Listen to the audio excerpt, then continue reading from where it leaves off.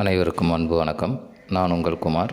இன்றைக்கி வீடியோ பதிவில் நாம் எதை பற்றி பார்க்க போகிறோம் அப்படின்னா, உங்களை ஒரு நபர் நினைத்து கொண்டிருந்தால் உங்களுக்கு உண்டாகும் உணர்வுகள், அதை பற்றி தான் பார்க்க போகிறோம். அது உங்களுக்கு மட்டும் இல்லைங்க, நீங்கள் ஒரு நபரை விரும்பினாலும் அந்த நபருக்கும் இதே உணர்வு தோன்றும்.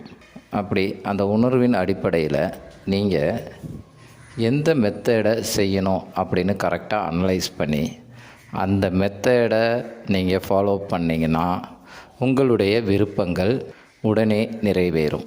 இப்போ இந்த மெத்தடை பார்க்குறதுக்கு முன்னாடி நம்ம சேனலை சப்ஸ்கிரைப் பண்ணாதவங்க சப்ஸ்கிரைப் பண்ணிடுங்க. பக்கத்தில் இருக்கிற பெல் பட்டனை மறக்காமல் ப்ரெஸ் பண்ணிடுங்க. அப்போ தான் நான் போடுற பயனுள்ள தகவல்கள் உங்கள் நோட்டிஃபிகேஷனில் உடனுக்குடன் வரும். வாங்க இந்த பதிவுக்குள்ளே போகலாம். இப்போ ஒரு நபர் உங்களை நினைத்து கொண்டே இருந்தால் உங்களுக்குள் உண்டாகும் அந்த உணர்வுகள் என்ன அப்படிங்கிறத வரிசையாக பார்ப்போம். முதல்ல நீங்கள் உங்கள் நண்பர்களுடன் ஜாலியாக பேசிக்கிட்டு இருக்கீங்க, இல்லை ஏதாவது ஒரு மூவி பார்த்துக்கிட்டு இருக்கீங்க. அப்படி பார்த்துக்கிட்டு இருக்கும்போது சட்டுன்னு அந்த நபருடைய ஞாபகம் உங்களுக்கு வரும். அப்படி அந்த நபரோட ஞாபகம் வரும்போது நீங்கள் அந்த நபரை பற்றி நினச்சிருக்க மாட்டீங்க. அந்த நபரை பற்றின சிந்தனைகள் எதுவும் உங்கள்கிட்ட இருந்திருக்காது, பார்த்துருக்கவும் மாட்டீங்க. அப்படிப்பட்ட சூழ்நிலையில் அந்த நபரின் ஞாபகம் உங்களுக்கு வருது அப்படின்னா அந்த நபர் இந்த நொடி உங்களை நினைத்து கொண்டிருக்கிறார்கள் என்று அர்த்தம். இரண்டாவது, நீங்கள் ஒரு முக்கியமான வேலையில் இருப்பீங்க, அதாவது வெரி இம்பார்ட்டன்ட் ஒர்க். அந்த ஒர்க்கை பார்த்துக்கிட்டு இருக்கும்போது திடீர்னு அவங்களோட நினைவுகள் உங்கள் மனதில் வந்து கொண்டு இருந்தால் அவர்கள் உங்களை நினைக்கிறார்கள். அதாவது உங்கள் மீது உள்ள தாட் உங்களை டாமினேட் பண்ணுற அளவுக்கு அவங்கக்கிட்ட அந்த எனர்ஜி இருக்குது.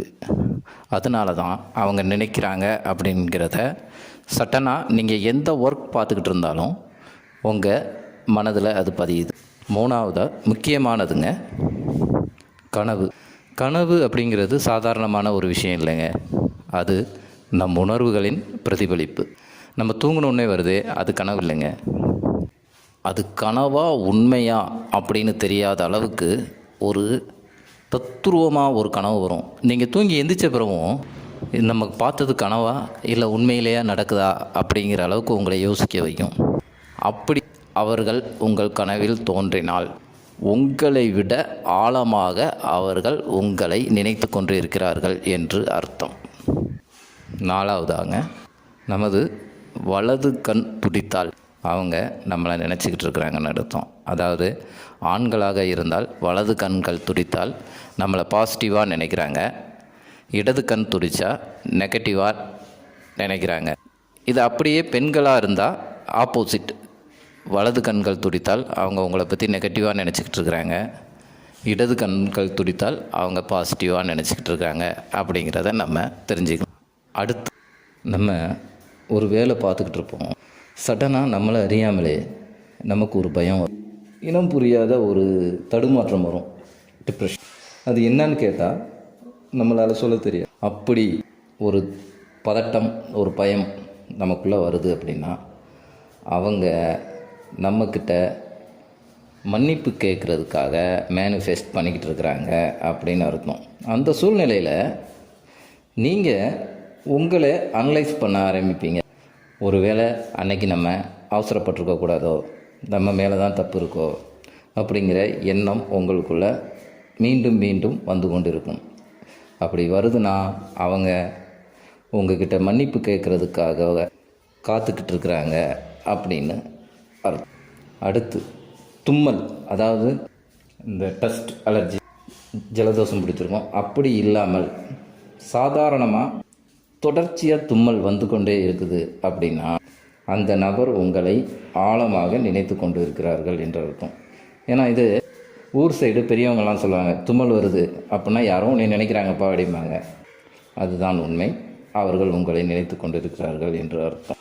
அடுத்து, உடம்பில் புல்லரிக்குது அப்படிம்பாங்க. அதாவது நம்ம கோயிலில் ஒரு வேண்டுதலை வச்சுக்கிட்டு சாமி கும்பிட்டு இருக்கும்போது நம்மளே அறியாமலே உடம்பு புல்லு. அதே மாதிரி நமக்கு பிடித்த காட்சிகள் சினிமாவில் வரும்போது உடம்பு புல்லரிக்கும். இது எதுவுமே இல்லாமல் வீட்டில் நீங்கள் இருக்கும்போது சாதாரணமாக உங்களுக்கு புல்லரிப்பு வந்தால் அந்த நபர் உங்களை நினைத்து கொண்டிருக்கிறார், 100% நினைத்து கொண்டிருக்கிறார் என்பது உண்மை. இதே தாட் அவங்களுக்கும் இருக்குங்க. நீங்கள் நினச்சிங்கன்னா இந்த தாட் அவங்களுக்கும் இருக்கும். இப்போ உங்களுக்கு நான் உங்களை ஒரு நபர் நினைத்தால் உங்களுக்கு உண்டாகும் உணர்வுகளை பற்றி ஓரளவு சொல்லியிருக்கிறேன். இது அனைத்தும் நடக்க வேண்டும் என்பது இல்லை. இதில் 3 விஷயங்கள் உங்களுக்கு கண்டினியூவாக நடந்துக்கிட்டு இருக்குது அப்படின்னா நீங்கள் விரும்பும் நபர் உங்களை ஆழமாக யோசித்து கொண்டிருக்கிறார் என்று அர்த்தம். அவ்வளவுதாங்க இந்த பதிவு. இந்த பதிவு உங்களுக்கு பிடிச்சிருந்தால் லைக் பண்ணுங்கள், ஷேர் பண்ணுங்கள். உங்கள் சந்தேகங்களை எங்களுக்கு கமெண்ட் பாக்ஸில் தெளிவிடுங்கள். மீண்டும் ஒரு நல்ல தகவலுடன் உங்களை சந்திக்கிறேன். நன்றி, வணக்கம்.